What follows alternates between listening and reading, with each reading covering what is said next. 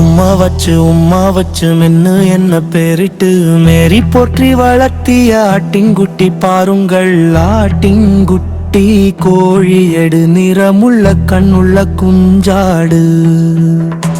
மாறும் மாறும் கண்டால் கொதிக்கும் மடியில் நிறுத்தி கொஞ்சம் கொதிக்கும் மேரிக்கு பம்பளந்து வந்தோம். ஸ்கூலில் எங்கள் மேரி ஒன்று போட ஒளி நோக்கி